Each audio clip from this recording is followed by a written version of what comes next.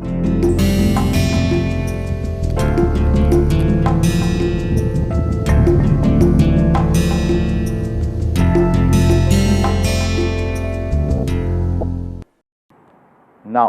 let's think what is happening on a piece of land. Now here, say for example, you are growing these crops here and you are exposing them. So here you have a piece of land and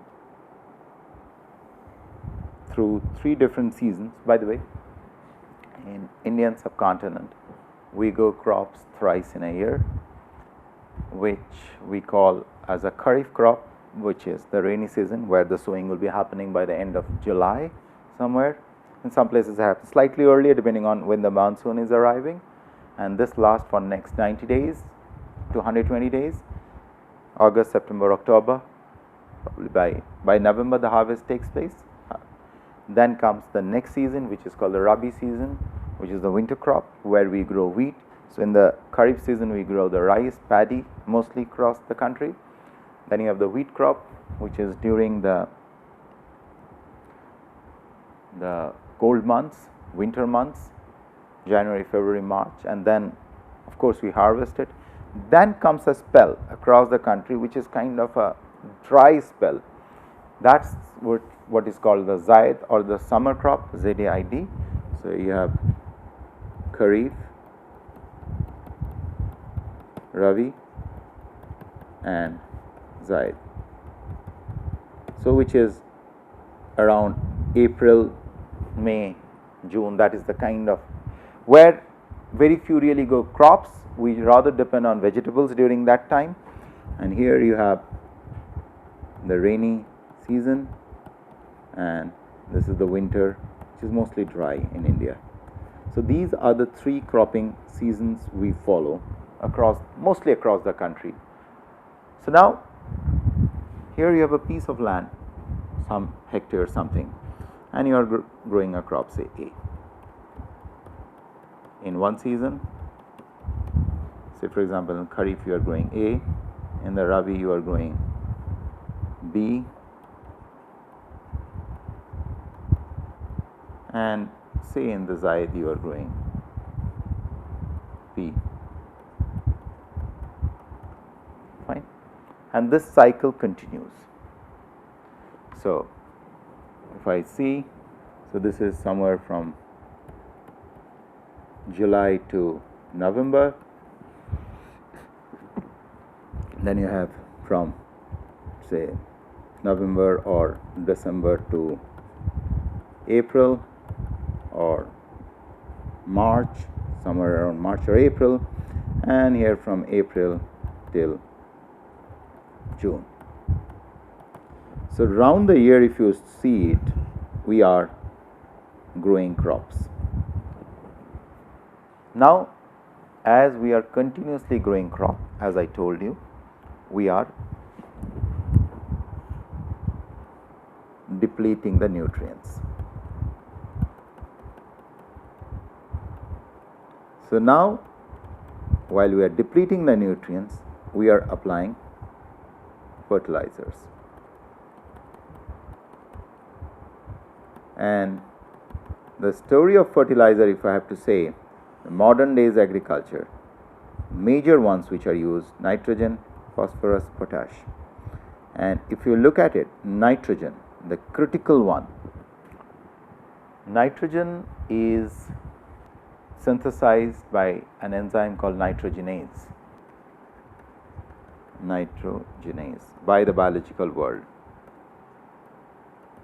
There is enormous amount of nitrogen in the air, but we really cannot trap it, barring aside rhizobium or symbiotic microbes. We'll talk later about it. Okay, they are the ones who can fix the nitrogen from the environment and convert it into a nitrogenous compound or nitrogenous form, which could be made available by the plants. Now, That's not really sufficient when we are talking about growing crops around the year.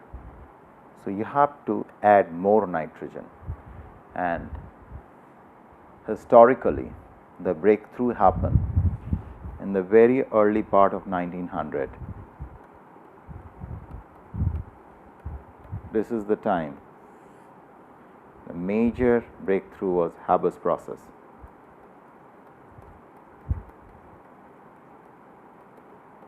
Which changed the concept of growing crops. This is where we could synthesize different nitrogenous compounds. Haber process is a landmark discovery, earlier part of 19th century. Bosch and Haber process. That changed the way we do agriculture for last almost now 100 years. We had sufficient amount of sources to produce ammonia, urea as a source of nitrogen, followed by potash, phosphorus. So these compounds in the form of salt now started to dominate the modern agriculture since 1900, early part of 1900. Now these are man-made chemicals, and they have a turnaround time to mix up with the soil, get acclimatized with the soil. But of course the plants are pulling them through. But now think of a situation.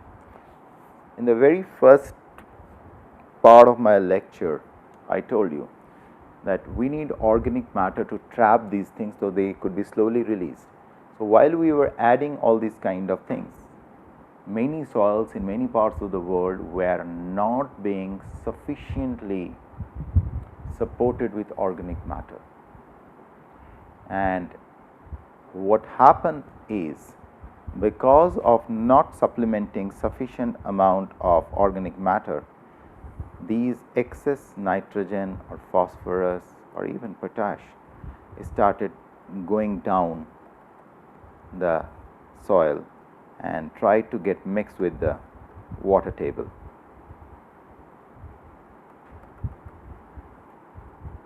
And eventually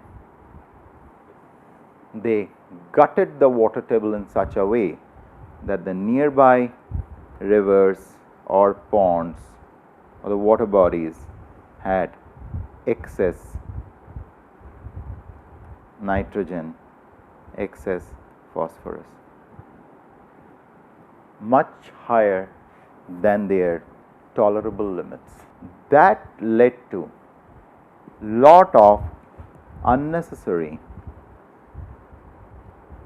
growth, excess growth of excess vegetative growth in the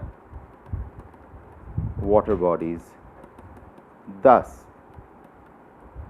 creating a lack of oxygen situation.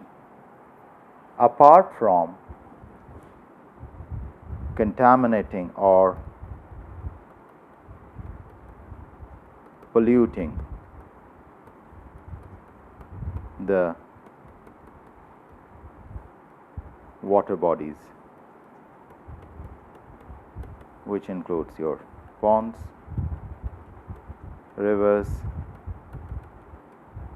streams,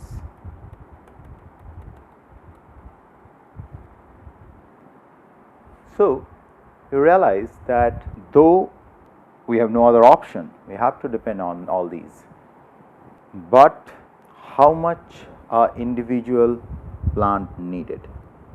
Are we using them in excess? That's a very big question which is now being posed in front of agriculturists and plant biologists. Are we really putting way more. And this is where there is a question which is coming, a concept which is evolving in the horizon of futuristic agriculture called, which I have mentioned, but today in a different context I am coming, precision agriculture. I told you the problem that we are applying these compounds in excess. We have to find out a way to reduce that excess. How we can do it? Could we ensure, say for example, somewhere or other, could we ensure, suppose here I have a plant which is growing, okay? These are the shoots, and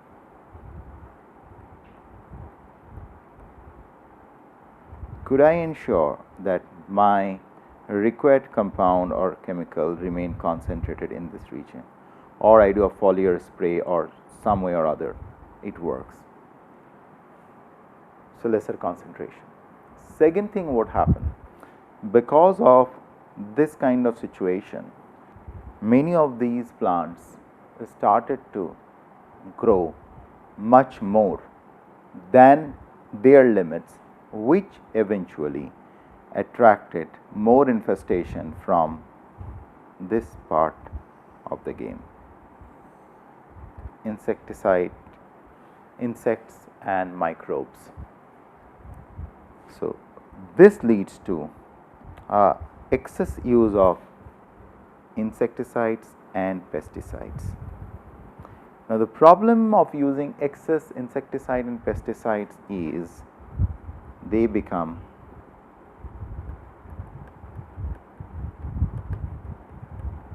part of food chain, because when you are putting them, unless otherwise they are metabolized by the plant, they will remain either in the fruits or in the stem or in the leaves or in the roots, and we consume all of that.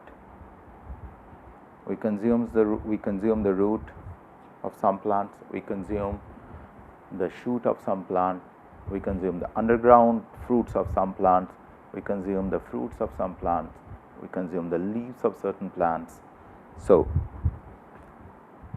unless otherwise, the insecticide or pesticides or microbicides, whatever you call it, are the kind that a plant has the ability to degrade it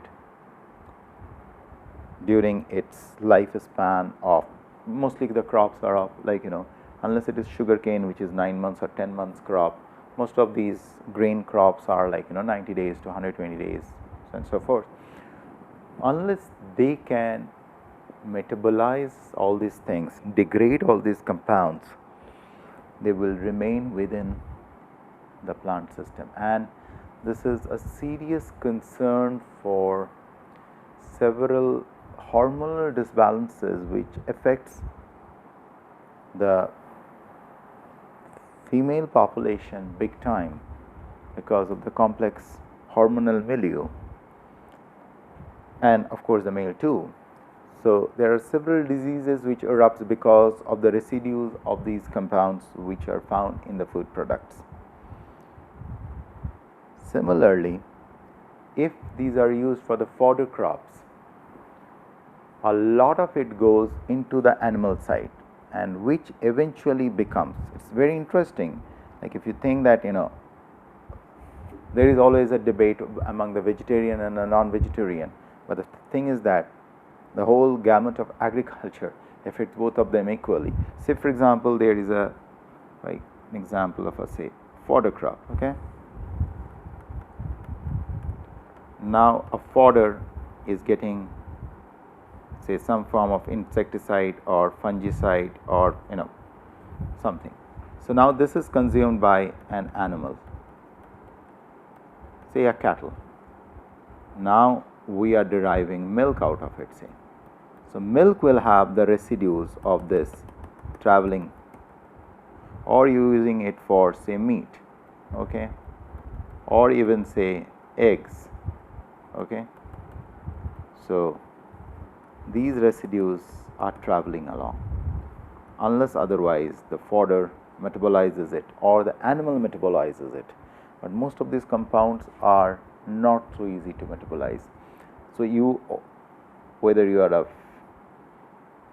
vegetable eater or you are a non-vegetarian or you are something like this, only a milk and plant, no one is spared in this game. Third thing, when we talk about weedicide or herbicides, these weedicides or herbicides are again having the same fate, same problem, because they become part of the plant and which moves into animal, and whereas they travel along. Well, the situation is not grim. It is just we have to realize what is that amount which is precisely we can put, which we can tolerate, or which will go away. But if we do it in excess, there are always possibilities that we may hit the wrong chord, and eventually we'll have to solve other problems which are much more relevant to the medical world. Okay. Now, if you look at it out here, so we talked about the challenges, what is there with the insecticide and pesticides. We talked about the challenges of having fertilizers. We talked about the challenges of weeds. Now, think of this situation. Because of percolation along of different compounds or chemicals used in agriculture, we now land up with another problem, which is clean water resource. And agriculture cannot be done without water. So that's why you will see there is a section in this course where we talk about nanotechnology in water purification. The world where we are continuously contaminating the water because of these compounds needed to be cleaned, because this is one resource which, unless otherwise we have technology to convert seawater or saline water into fresh water, we have a finite resource of fresh water, and we have to work with that fresh finite resource for generations to come, unless otherwise we make breakthroughs in water purification, which is happening, but scaling up is equally slow. Like if you visit places like Israel, they do tremendous amount of water purification because they do not have much resources. They have to do it. Similarly, there are other places where water is one of the most challenging community, or even if you go to places like Bombay and other places where you have limited supply of water. It's not that you will get water all throughout the day. There is a rationing of water, but that's just to, at this stage, to counter or to ensure everybody gets it. But that's not who as human race we are. We have to find out technologies, we have to find out ways to counter these kind of challenges so that our generations to come will have ample resources to think bigger stuff, not to depend on these simple things, right? So on one hand, we realize that we do not have an option We cannot go back. We cannot put the clock back that will become something like we started as nomads, will become nomads, or we will burn piece of land and move on to the next one. Those options are not there. Those are impractical situations. Instead, what we have to think is how precisely we can use these chemicals in agriculture, which includes crop production, vegetable production, fruit production, fodder production, all the way to animal production, poultry, dairy, meat, and even leather, as a matter of fact, yet ensuring the assisting resources like land, water, environment is being conserved, we use it, but we replenish it with our scientific technical know-how.